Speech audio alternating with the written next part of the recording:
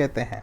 आगे बढ़ते हैं अगले प्रश्न की तरफ। अगला प्रश्न है 21 जून को उत्तरी गोलार्ध में सबसे लंबा दिन तथा सबसे लंबी रात होती है। पृथ्वी की ये अवस्था क्या कहलाती है? दक्षिणी अयनांत, उत्तरी अयनांत, विषुव या फिर उपर्युक्त में से कोई नहीं।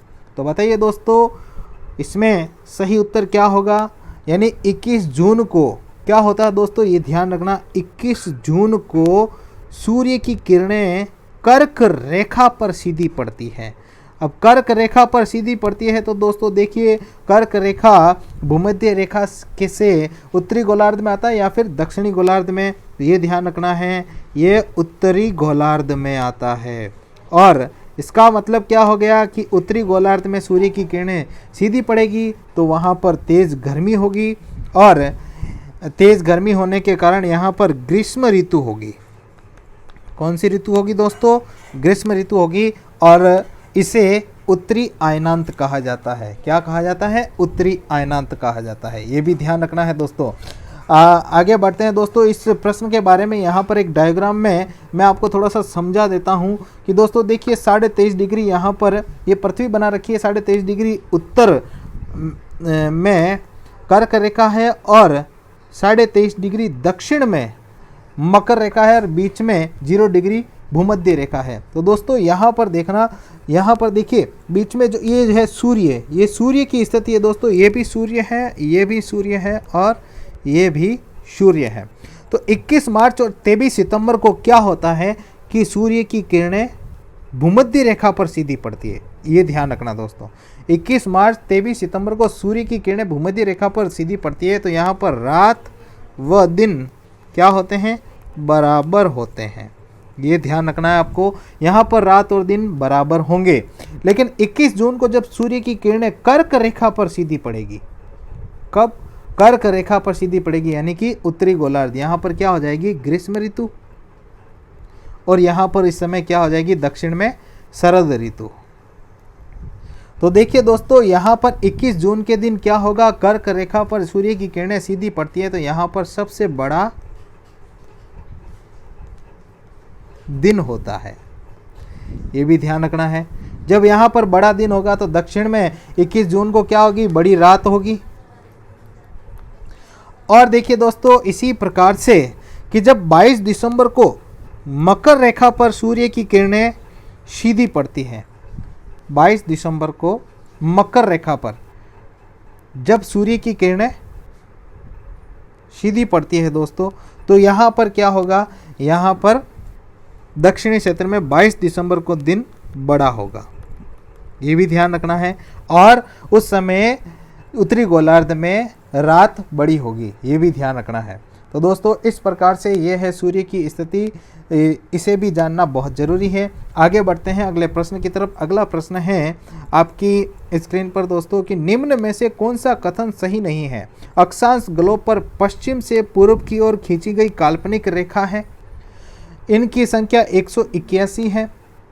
दो अक्षांशों के मध्य की दूरी 15 किलोमीटर होती है। यहाँ विषुवत रेखा की लंबाई 40,069 किलोमीटर है। तो दोस्तों इनमें से कौन सा कथन सही नहीं है? देखिए सही होगा इसमें, कौन सा कथन सही नहीं है? दो अक्षांशों के मध्य की दूरी 15 किलोमीटर। दोस्तों यहाँ पर ध्यान रखना है कि दो अक्षांशों के मध्य की दूरी जो होती है वह कितनी होती है? 111 किलोमीटर।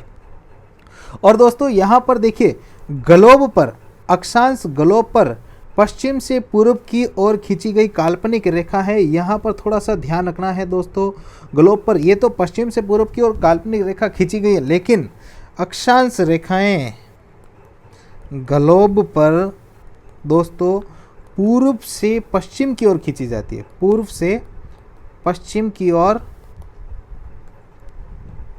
खींची जाती है दोस्तों, ये भी ध्यान रखना। अक्षांश रेखाएं ग्लोब पर पूर्व से पश्चिम की ओर खींची जाती है। तो यहाँ पर ये जो पहला ऑप्शन है ये भी थोड़ा सा यहाँ पर गलत है। तो सही ऑप्शन यहाँ पर देखा जाए तो तीसरा और पहला भी गलत ही है। आगे बढ़ते हैं दोस्तों अगले प्रश्न की तरफ। अगला प्रश्न है एक देशांतर की भूमध्य रेखा पर कितनी दूरी होती है? एक देशांतर की भूमध्य रेखा पर कितनी दूरी होती है दोस्तों? ऊपर भी बताया गया था आपको कि ये जो पृथ्वी है हमारी, और यहाँ पर 0 डिग्री भूमध्य रेखा है, और यहाँ से 0 डिग्री उत्तर से दक्षिण को ओर मिलाने वाली कौन सी रेखाएं हैं दोस्तों? ये है हमारी देशांतर रेखाएं। तो दोस्तों यहाँ पर बताया गया है कि भूमध्य रेखा पर कितनी दूरी होगी? 111.32 किलोमीटर ये होगी। तो सही ऑप्शन क्या हो गया? दूसरा ऑप्शन हमारा बिल्कुल सही है, 111.32 किलोमीटर दूरी है। दोस्तों अगला प्रश्न है, दो अक्षांशों के मध्य की दूरी कितनी होती है? 111 किलोमीटर, 111.32 किलोमीटर, 113 किलोमीटर या फिर 114 किलोमीटर? तो बताइए दोस्तों, दो अक्षांशों के बीच की दूरी कितनी होती है? तो ये ध्यान रखना दोस्तों, ग्लोब पर जो अक्षांश होते हैं वे पूर्व से पश्चिम की ओर खींचे जाते हैं। तो इस प्रकार से देखिए, ये है हमारी भूमध्य रेखा, और ये है कर्क रेखा, ये है मकर रेखा। तो इस प्रकार से दोस्तों ये है सारी अक्षांश रेखाएं। तो बताइए दोस्तों, यहाँ पर अक्षांश रेखाओं के जो बीच की दूरी है, इस दूरी का मापन कितना, अर्थात ये दूरी कितनी है दोस्तों? 111 किलोमीटर। ये भी ध्यान रखना है दोस्तों यहाँ पर।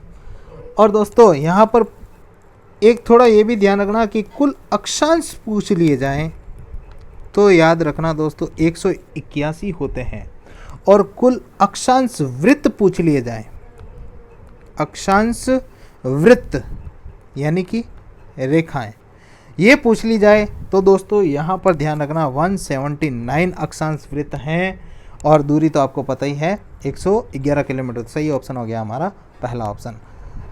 अगला प्रश्न है दोस्तों, अमेरिका से एशिया की यात्रा करते हुए यदि अंतर्राष्ट्रीय तिथि रेखा पार की जाए तो एक दिन घट जाएगा, एक दिन बढ़ जाएगा, कोई प्रभाव नहीं पड़ेगा, या फिर उपरोक्त में से सभी गलत हैं? तो क्या होगा दोस्तों? एक दिन बढ़ जाएगा। अब कैसे बढ़ेगा दोस्तों, ये ध्यान रखना है। आपको पता है कि अंतर्राष्ट्रीय तिथि रेखा, जो अंतर्राष्ट्रीय तिथि रेखा होती है दोस्तों, वह 0 डिग्री से 180 डिग्री, यानी कि 180 डिग्री को हम अंतर्राष्ट्रीय तिथि रेखा मानते हैं। ये है अंतर्राष्ट्रीय तिथि रेखा। और दोस्तों यहाँ पर ये बताया गया है कि अंतर्राष्ट्रीय तिथि रेखा जो है, अगर हम पश्चिम से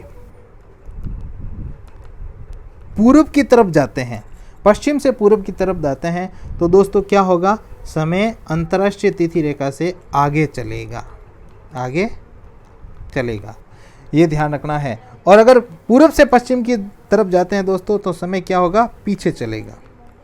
तो या तो एक दिन आगे बढ़ेगा तो एक दिन आगे चलेगा, और पीछे पश्चिम की तरफ जाएंगे तो पीछे होगा। तो दोस्तों अमेरिका से एशिया क्या है?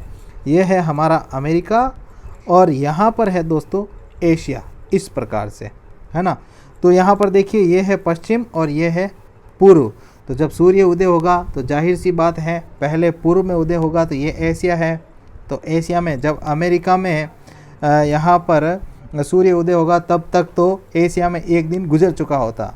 तो दोस्तों एक दिन बढ़ जाएगा। आगे बढ़ते हैं दोस्तों। आज के वीडियो का हमारा अंतिम प्रश्न है, भारत की मानक समय रेखा निम्न में से किस स्थान से गुजरती है? लखनऊ, कानपुर, इलाहाबाद या फिर उज्जैन? तो बताइए दोस्तों, भारत की मानक समय रेखा किस स्थान से गुजरती हैं? दोस्तों इलाहाबाद से। यहाँ पर एक ट्रिक है, चलाओ ना नैनो से बान रे, चलाओ ना नैनो से बाण रे। नैनो, नैनो का मतलब क्या हो गया दोस्तों? समझ में आ गया होगा आपके। नैनो का मतलब होता है इलाहाबाद का नैनो शहर। यहाँ से क्या भारतीय मानक समय रेखा गुजरती है? मानक समय रेखा इलाहाबाद के नैनो से गुजरती है दोस्तों। और कभी कभार ऑप्शन में मिर्ज़ापुर दे दिया जाता है दोस्तों, ये ध्यान रखना। तो वहाँ पर मिर्ज़ापुर भी सही है, क्योंकि ये नैनो का ही एक क्षेत्र है, नगर है मिर्ज़ापुर। और दोस्तों यहाँ पर ये बात भी आपको ध्यान रखनी है थोड़ी सी, कि ये जो अंतर्राष्ट्रीय तिथि रेखा है ये भारत के 5 राज्यों से गुजरती है। कितने राज्यों से? 5 राज्यों से। अब कौन कौन से राज्य हैं वे 5, ये ध्यान रखना दोस्तों। पहले तो देखिए यूपी, दूसरा है एमपी, तीसरा है एपी, चौथा है छत्तीसगढ़, और पांचवा है उड़ीसा। पांचवा कौन सा है दोस्तों? यहाँ पे कर देता हूँ, उड़ीसा। तो दोस्तों इस प्रकार से आज के वीडियो के ये प्रश्न हमारे समाप्त हुए। बड़े महत्वपूर्ण प्रश्न है दोस्तों। अगर वीडियो अच्छा लगा हो तो लाइक, शेयर और सब्सक्राइब जरूर कीजिएगा दोस्तों। चलते हैं नेक्स्ट वीडियो में, जरूर मिलेंगे आपसे। तब तक के लिए आप सभी को धन्यवाद।